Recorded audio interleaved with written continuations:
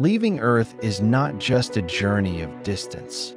It's a journey into the unknown, into an environment that human evolution never prepared us for. In space, there is no gravity, no air pressure, no protection from radiation. It is beautiful, it is unforgiving, and it changes us down to our cells. What happens to your body when you live in space? What does it take to survive in a place where nothing, not even your own physiology, works the way it should? Let's find out. From the moment you enter orbit, your body begins to react. Gravity, the force that shaped every bone, muscle, and organ in your body, is gone. In its place is microgravity. It's not zero gravity, but it's close, so close that everything, including you, floats. And with that float comes fluid shift. Blood and water that normally pool in your legs rise to your upper body. Your face puffs up. Your nose feels stuffy. Your eyes bulge slightly. You feel pressure in your head, and your balance, normally controlled by the inner ear, gets completely confused. For many astronauts, this results in space adaptation syndrome, a kind of cosmic motion sickness. You may vomit. You may feel dizzy. Some astronauts say it's like trying to walk after spinning in circles, but for days at a time. Eventually, your body adjusts, but the changes have only just begun. In space, your muscles don't need to fight gravity. Standing, walking, even lifting objects, all of it becomes effortless. But what feels like freedom comes at a cost. Without constant use, muscles atrophy. They shrink and weaken. Astronauts lose strength in their legs, hips, and back. Even the heart, a muscle itself, becomes smaller and less efficient. Bones, too, are affected.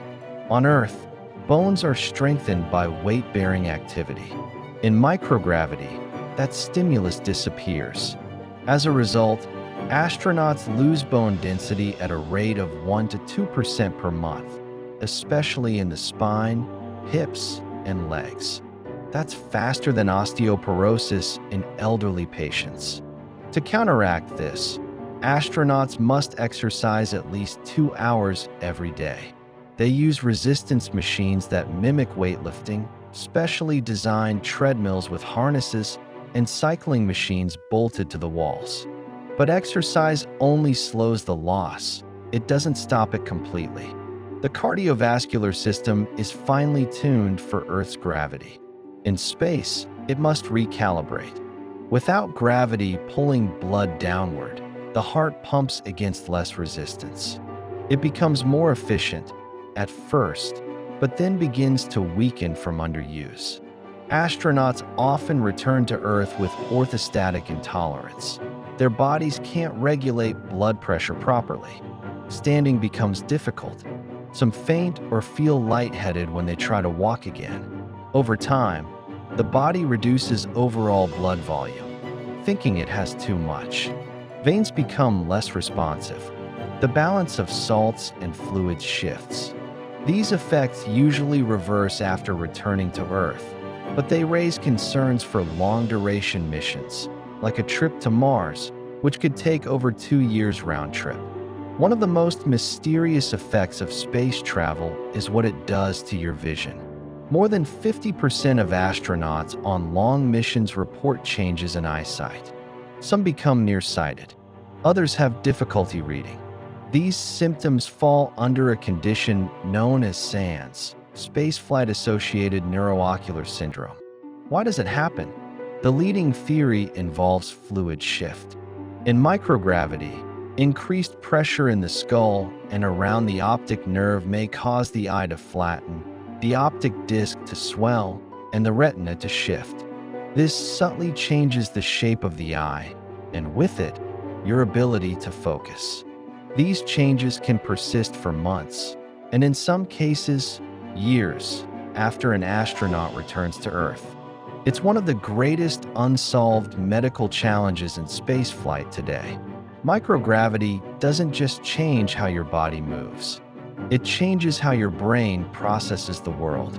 MRI scans of astronauts before and after spaceflight reveal subtle but significant structural changes, shifts in gray matter volume, redistribution of cerebrospinal fluid, even changes in the shape of the brain itself.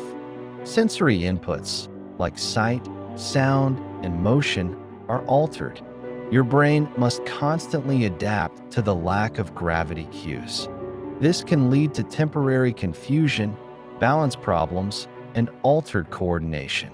But beyond the physical structure, there's a deeper question. How does the brain handle months of isolation, confinement, and distance from Earth?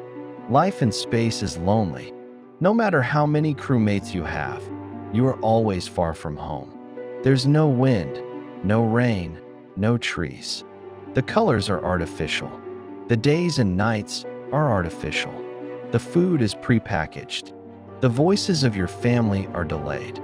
The view outside is stunning, but always the same. Astronauts experience disrupted sleep cycles, circadian rhythm disorders, and episodes of anxiety, depression, and irritability. The International Space Station orbits Earth every 90 minutes. That's 16 sunrises and sunsets per day. Melatonin production is disrupted.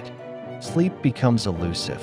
NASA and other space agencies prepare astronauts with psychological training. They conduct routine check-ins. But for future missions, ones that could last years, with no resupply, no emergency return, and no live communication, the psychological risks multiply. In space, your mental resilience is as critical as your physical health.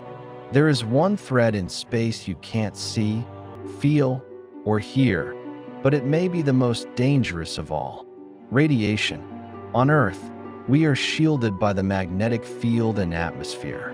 In space, especially beyond low Earth orbit, astronauts are exposed to cosmic radiation, high-energy particles from the sun and distant galaxies. This radiation can damage DNA, disrupt cells, and increase the long-term risk of cancer, cognitive decline, cardiovascular disease, and even radiation sickness on high-dose exposure. Currently, spacecraft use physical shielding, but it's limited. Scientists are exploring advanced materials, medications, and even artificial magnetic fields to protect future explorers.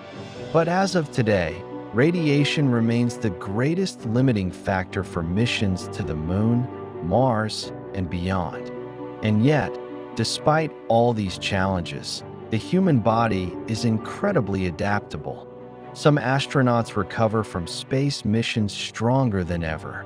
Muscle returns, bones heal, the heart retrains.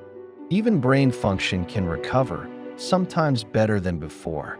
Space teaches us what we're made of and how far we can push our biology.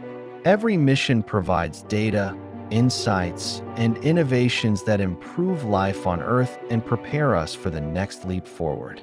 From countermeasure devices to gene therapy research, we're learning how to adapt to the most extreme environments imaginable. After months in space, astronauts return to Earth changed, physically, mentally, emotionally. Gravity feels heavy. Their legs may shake. They may stumble when walking. It can take weeks or months for their bodies to fully readjust. But the psychological change is perhaps the most profound. Many describe the overview effect, a shift in awareness when seeing Earth from space. They see no borders, no politics, no conflict, just one fragile, beautiful planet floating in darkness. It reminds them, and all of us, why we go to space in the first place: to learn, to explore, and to better understand ourselves. Humanity is on the brink of a new space era. With missions planned to the Moon, to Mars, and even to deep space habitats, we are entering a time when people will live in space longer than ever before. Children born today may grow up to live not just on Earth, but among the stars.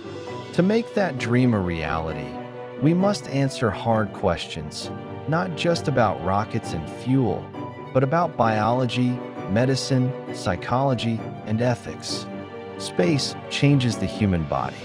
But maybe, just maybe,